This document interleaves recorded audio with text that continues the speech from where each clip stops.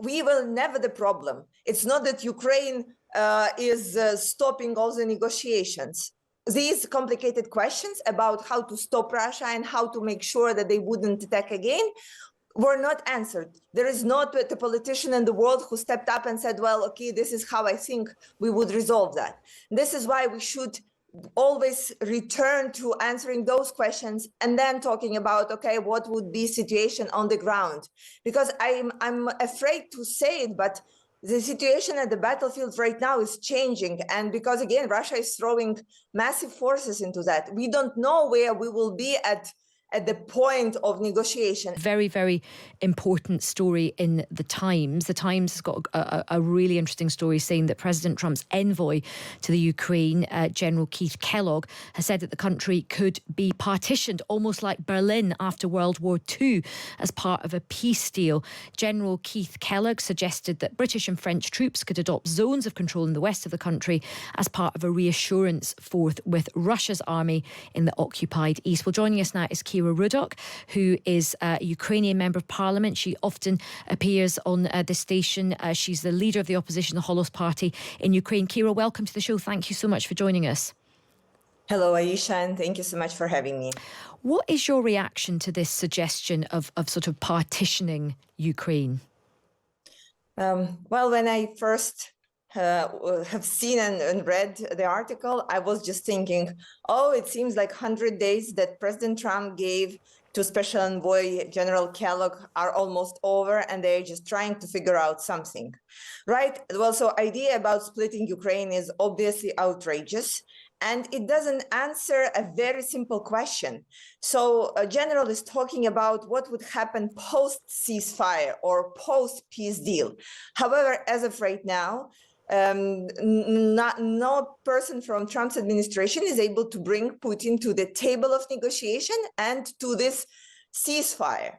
So it's very easy to be talking about like far future. Let's talk about today. As of right now, US delegation was not even able to get at the same press release as Russian delegation when they finished negotiations. So I think we are so far away. And the complicated question is not what to do with Ukraine, is how to stop Russia. And it's interesting that, as you say, that those kind of conversations don't really seem to be the focus. It seems to be kind of splitting up Ukraine and who's going to get what minerals and who's going to get what precious resources from Ukraine. I mean, does that make you kind of, I mean, that must be very sort of frustrating for people in Ukraine, because the country is still getting attacked, people are still losing their lives, and yet all you're probably hearing about is how to carve up your country.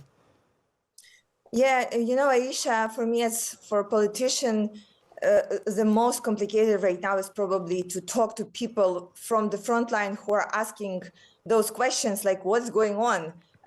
Because we have heard over the last couple of days that Russia has started a massive offensive in the east, and our soldiers who are using the means at their hands and being incredibly effective and efficient with what they've got, they are concentrated on actually fighting the enemy. And to hear from the democratic world statements like, oh, well, this is how we will cover Ukraine is, of course, painful.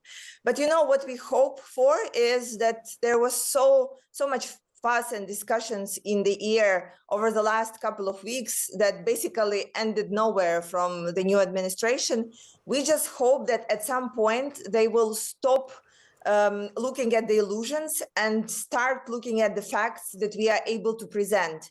And the facts are that since 2014, we have been in more than 200 rounds of the peaceful negotiations with Russia. And there were at least 26 ceasefire, so-called ceasefire deals with them that they never honored. These are facts. And right now, it is not the illusions and some ideas about Putin that are stopping Russian army. It's Ukrainians who are fighting. And what we need is not the peacekeepers. We need arms so we can fight back. We need the air defense systems and ammunition for that. So the brutal attacks that continue, even after President Trump said that Putin likes him, etc., these attacks continue, and we need to be very grounded and look at the reality of how to fight against that and how to fight back.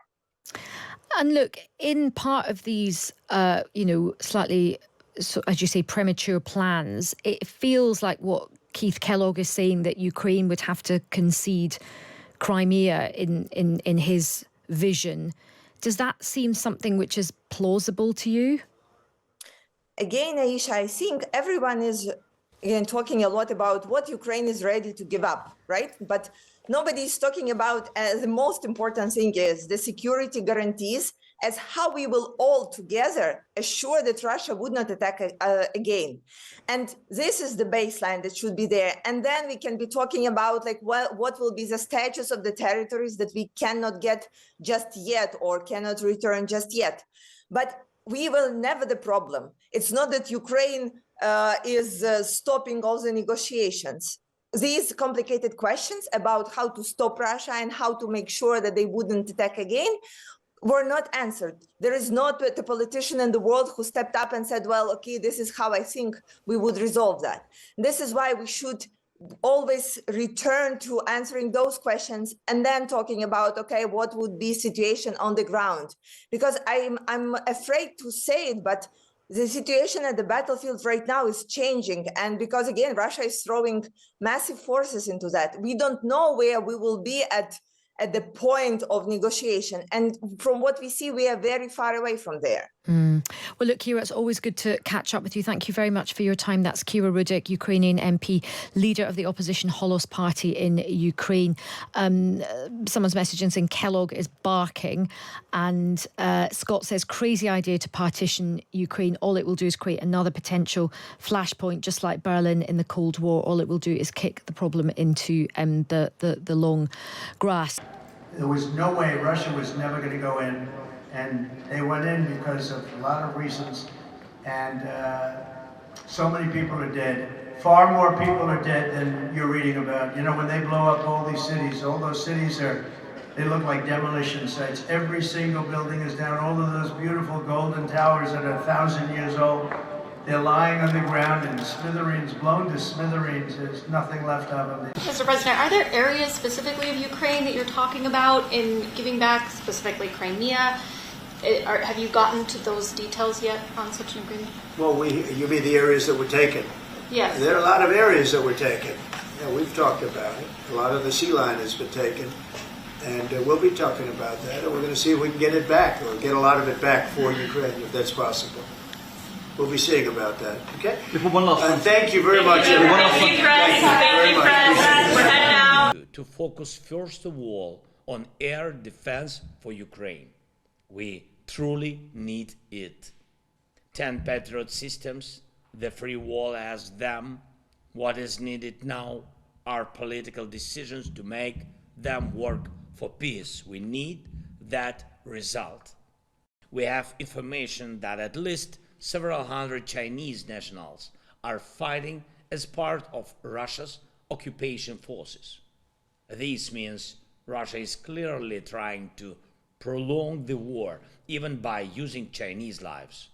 Pressure on Russia must increase every day, until the daily threat of Russian attacks disappears. It must vanish from Ukraine's sky, land, and sea.